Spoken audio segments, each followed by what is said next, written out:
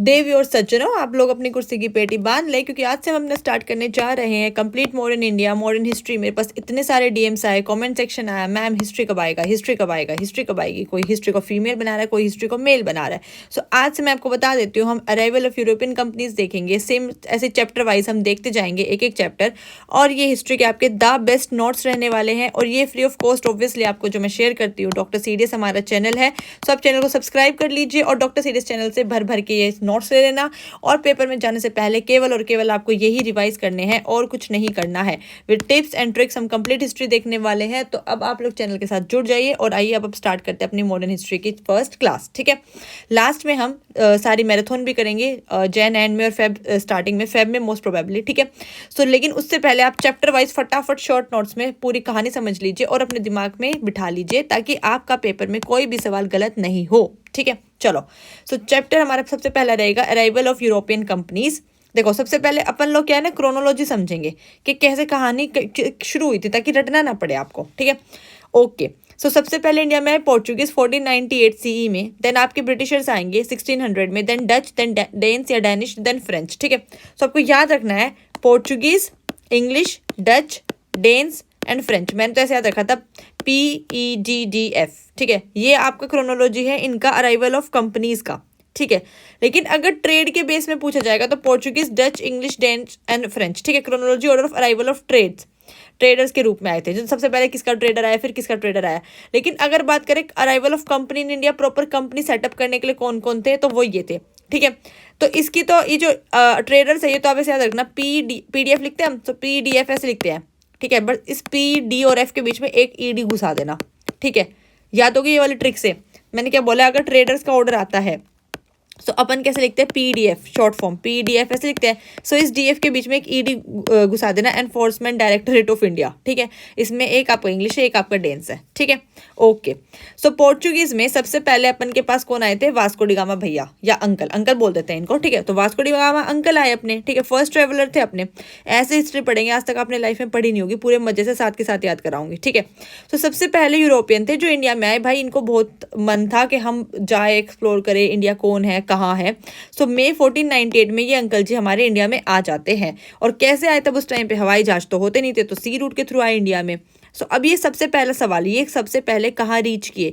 सो सबसे पहले, क्योंकि ये आपके कैलिकट पे आए थे, तो हमने लिखा रीच्ड कैलिकट। सबसे पहले कहाँ है, कैलिकट पे आए। ठीक है, और ये एक जमोरिन नाम के राजा से मिले जो वहां पे रूल करता था। ठीक है, तो हमने क्या देखा, वास्को डी गामा जी आए इंडिया में, इनको बहुत चुल थी, इनको ढूंढना था इंडिया का है, मई 1498 में। और ये कैलिकट कोस्ट पे आए, जिनमें जमोरिन नाम के राजा से मिले। कहानी दिमाग में बसाते चलना। ठीक है, देन ये दोबारा आएंगे 1502 ईस्वी में। ये याद नहीं रखना है, लेकिन अगर CDS में UPSC बोल दे क्या वास्को डी गामा एक ही बार आए, तो नहीं, गलत, 2 बार आए हैं। ठीक है, ओके।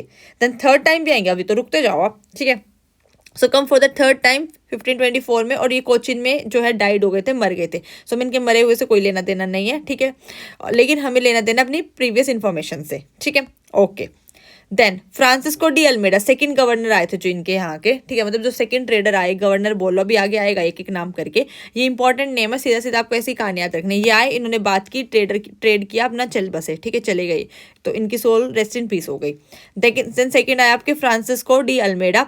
अब जिसने जो जो इंपॉर्टेंट काम किया था उसके बारे में आपको याद रखना है कि भाई इन्होंने ब्लू वाटर पॉलिसी दी थी। अब वो क्या थी कि जब भी एक आपको सी के थ्रू ट्रेड करना होगा, लैंड के थ्रू नहीं, लेकिन जब भी सी के थ्रू ट्रेड करना होगा, ठीक है, सो परमिशंस ग्रांट करनी पड़ेगी, परमिशंस लेनी पड़ेगी आपको वहाँ के रूलर से, वहाँ के गवर्नर से। ठीक है, सो इसलिए बोला गया डोमिनेंस ओवर द सी इन्होंने अपना स्प्रेड किया।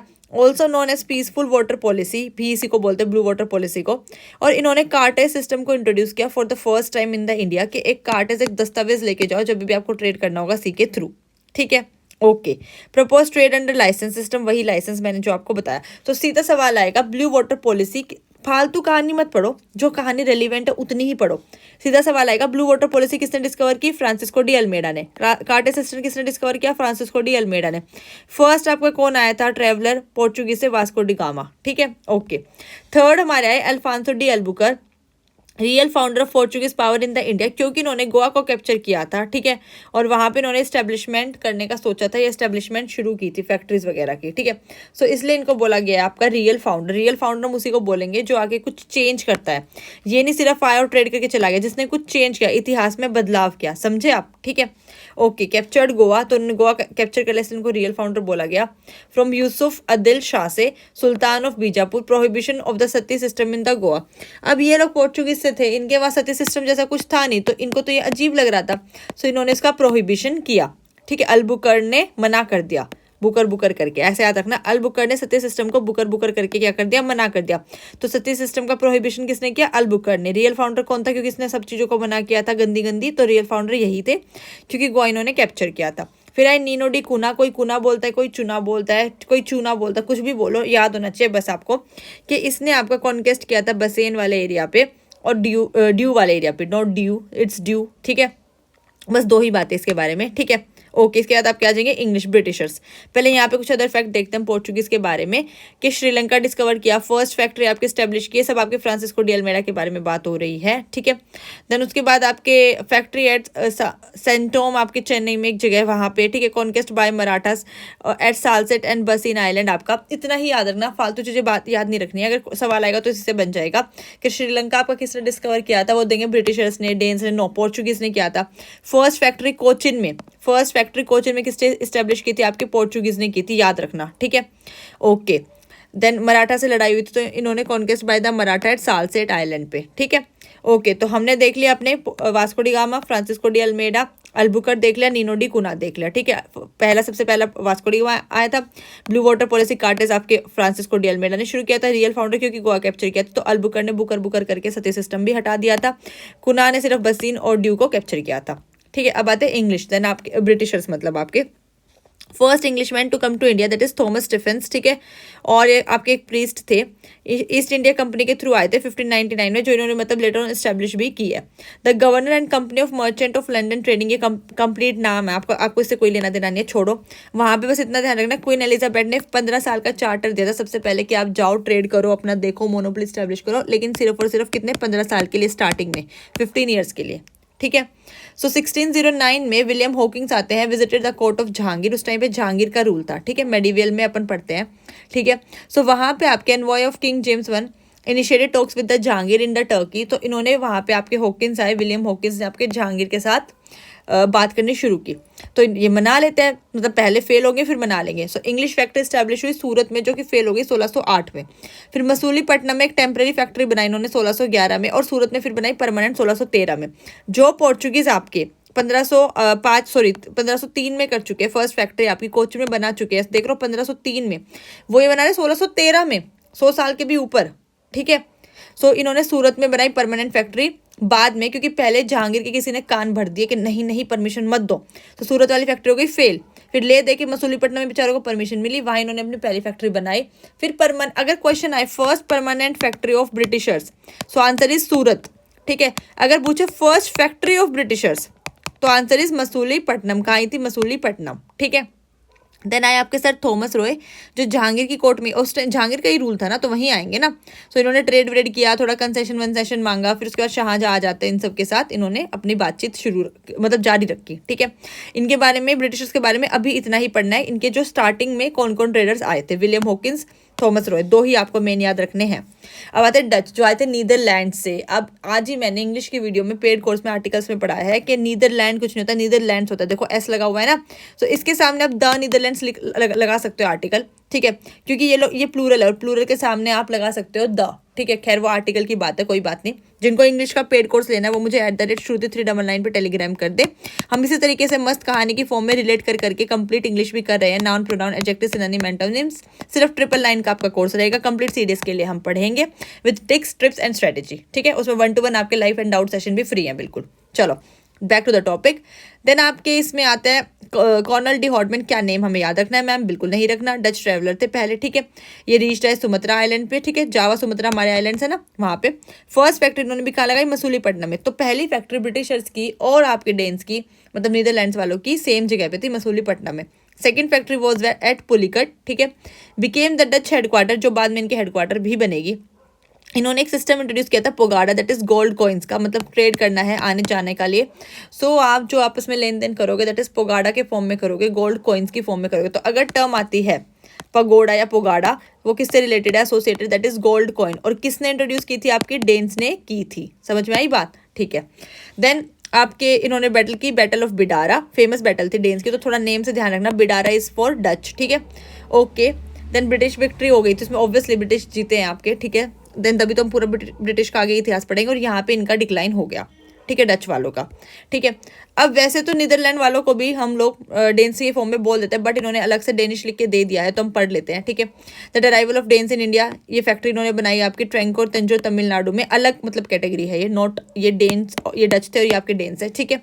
सेकंड फैक्ट्री आपके सेरमपुर में, क्या में याद करना नहीं करना, सिर्फ पहली फैक्ट्री पता होनी चाहिए, कहाँ थी, तंजौर में, तमिलनाडु में, ठीक है। ऑल इंडियन फैक्ट्री बाद में ब्रिटिशर्स ने ले ली जीत जीत के, ये साल हमें याद करने नहीं करने, सिर्फ अराइवल पता होना चाहिए 1616 में, ठीक है। फिर फ्रेंच है सबसे लास्ट में 1664 में, 1664 में फ्रेंच ईस्ट इंडिया कंपनी हमने स्टैब्लिश करेंगे, ठीक है। फर्स्ट फैक्ट्री इनकी कहाँ हुई, सूरत। सूरत, अब आप सोचो जरा, सब लोग सूरत पे क्यों मर रहे हैं, इधर गुजरात पे क्यों आना चाहते हैं, वहां सब क्यों करना चाहते हैं, क्योंकि एक तो वो आपका पोर्ट कोस्ट के सबसे पास में, एक यहाँ से ट्रेड करना हर जगह is very very easy and peaceful, ठीक है।